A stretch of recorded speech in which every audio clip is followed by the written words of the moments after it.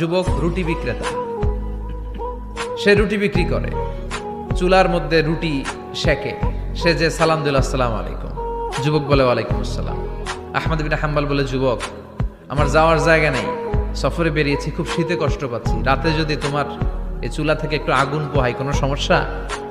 যুবক বলে, না না সমস্যা না, আহলান ওয়া সাহলান, খোশ আমদেদ, আসেন আসেন, আপনি আগুন পোহাইলে আমার সমস্যা কি?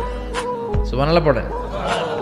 আল্লাহ শুকরিয়া করে উনি বসলেন আর আগুন পোহাচ্ছেন, আর খেয়াল করলেন যুবক রুটি বানায় আর পরে আস্তাগফিরুল্লাহ, রুটির দলা বানায় পরে আস্তাগফিরুল্লাহ, খামির বানায় আর পরে আস্তাগফিরুল্লাহ, রুটি নিয়ে উনুনের ভিতরে চুলার ভিতরে সেকা দেয় আর পরে আস্তাগফিরুল্লাহ, দোকানদারের কাছে কেউ আসলেই সে রুটি দেয় আর পরে আস্তাগফিরুল্লাহ, ক্রেতার কাছ থেকে টাকা নিয়ে ক্যাশ বক্সে রাখে আর কি পড়ে, আবার রুটি বানানো শুরু করে আর কি পড়ে, খালি এইটাই পড়তেছে। ইমাম আহমদ ইবনে হাম্বল তো অবাক, কিরে এটা আবার কেমন যুবক, খালি আস্তাগফিরুল্লাহ।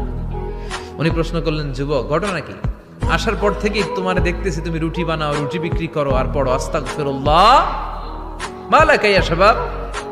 যুবক বলে, আস্তাগফিরুল্লাহ আমার সবচেয়ে বেশি পছন্দের আমল, আমি সব সময় আঠার মতো ইস্তেগফারের সাথে লেগে থাকি আর সব সময় পড়তে থাকি আস্তাগফিরুল্লাহ, আর এর বদৌলতে আল্লাহ আমারে মুস্তাজাবুদ দাওয়া বানিয়ে দিয়েছে। আহমদ ইবনে হাম্বল তো অবাক, আনতা মুস্তাজাবুদ দাওয়া, তুমি মুস্তাজাবুদ দাওয়া, রুটিওয়ালা, আমি এত বছর হাদিস পড়াই, আমিও তো মুস্তাজাবুদ দাওয়া না, আর তুমি রুটি বেচো বাজারে, তুমি মুস্তাজাবুদ দাওয়া, তুমি দোয়া করলেই সব কবুল হয়ে যায়। যুবক বলে, না আনা মুস্তাজাবুদ দাওয়া, আমি আমার জীবনে যত দোয়া করেছি কবুল করে নিয়েছে কে? সব দোয়া কবুল করে নিয়েছে আল্লাহ, একটা দোয়া ছাড়া। কয়টা? আহমদ ইবনে হাম্বলের কৌতূহল, কিউরিয়াসিটি আরো বেড়ে গেল, কি সব দোয়া কবুল হয়েছে একটা দোয়া ছাড়া? মাযালিকা দোয়া ইয়া শাব, কি সেই দোয়া? যুবক এবার বলতে শুরু করলো, আমার জীবনে যে দোয়াটা আল্লাহ কবুল করে নাই সেটা হচ্ছে আমি আল্লাহর কাছে অনেক চেয়েছি, অনেক দোয়া করেছি যে আল্লাহ, শুনেছি এই জামানার সবচেয়ে বড় মুহাদ্দিস, তার নাম নাকি ইমাম আহমদ ইবনে হাম্বল, আল্লাহ তোমার কাছে আমার চাওয়া আমি যেন এই ইমাম আহমদ ইবনে হাম্বলরে দেখে মরতে পারি, আমি যেন ইমাম আহমদ ইবনে হাম্বলের হাতে হাত রেখে মুসাফা করতে পারি আর তার কপালে একটা চুমু এঁকে দিতে পারি।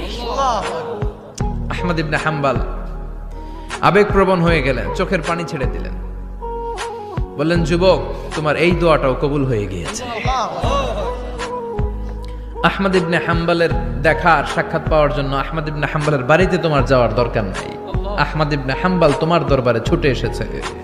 আনা আহমদ ইবনে হাম্বল মুহাদ্দিসুদ দাহর, আমি নিজেই আহমদ ইবনে হাম্বল।